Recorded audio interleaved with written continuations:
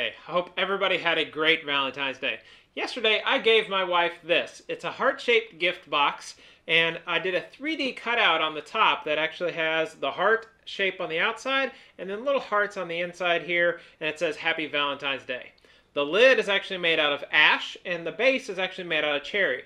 Also in the base here, I did a flocking on the inside. She can use this for jewelry or whatever other little items that she would like to keep in here.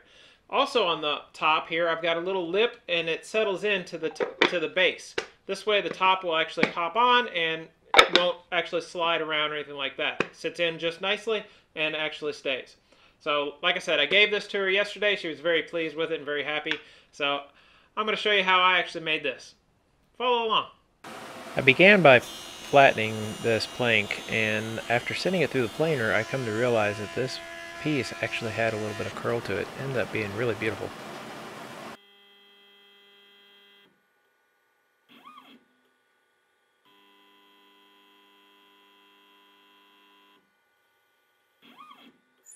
Now I started off by cutting 2 registration marks, and these are 1/4 inch holes that go all the way through the board and through my wasteboard partially.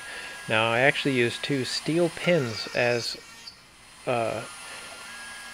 for these registration marks to align the board by flipping it whenever I'm needing to flip the board, so I can match up where the heart is on the front and the back side.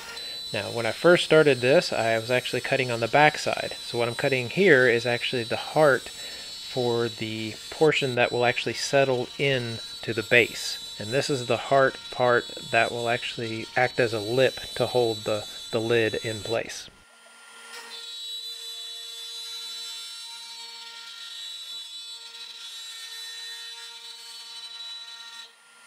And now you can see here, this is where those registration marks come into play. I'm able to smooth out and clear out any dust, and then make sure that the board will actually sit flat. I put in these steel pins. I actually had to bang it into place on this one side. The other side I already had used this technique before, so the pin actually set in real easy. But then I put the board into place by flipping it, and I know that the heart is where I want it to be on the back side. So now I'm ready to cut the front.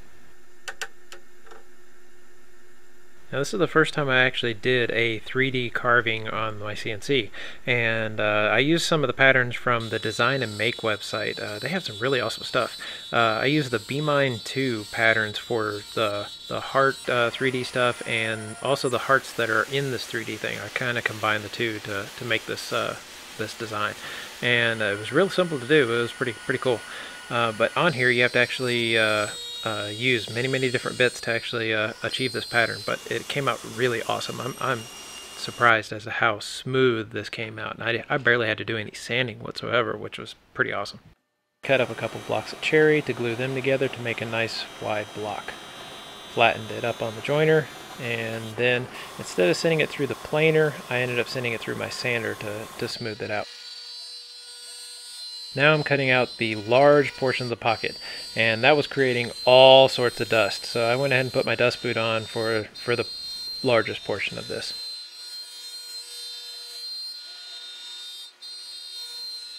And then for the final pass, I ended up putting in a 3/4 inch round nose bit, and that's what ended up cutting that final portion of the pocket, so it would be a round edge on the pocket.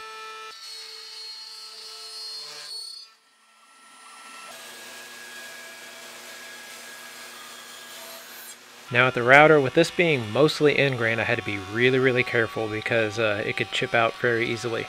So I had a brand new bit, and I took my time and had the router speed at the slowest speed.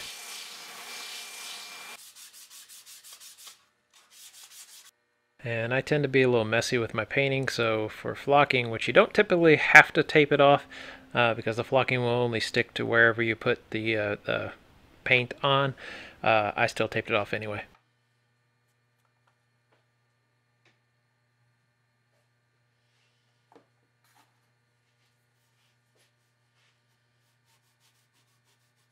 Typically the flocking would be the final thing that you're doing after you do the finish, but I knew the flocking actually had to cure So I went back to do the sanding and then the actual finish after that, because the finish I was using was actually going to cure faster than the flocking did, and I was on a bit of a time crunch, so ended up going back and doing the finish part later. So that's where I ended up doing that.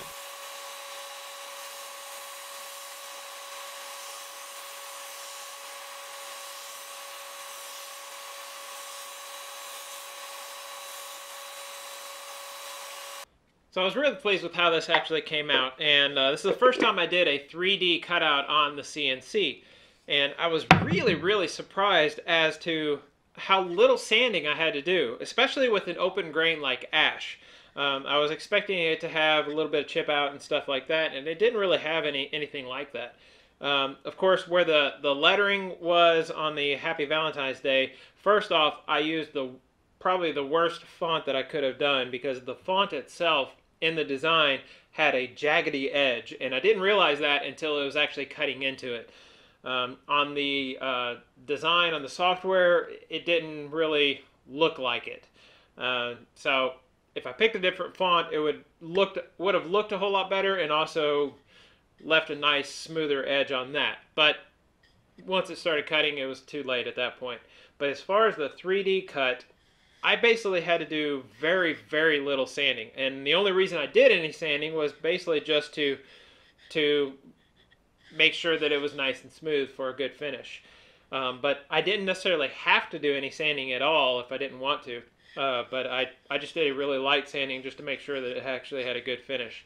I was extremely pleased with the 3D layout.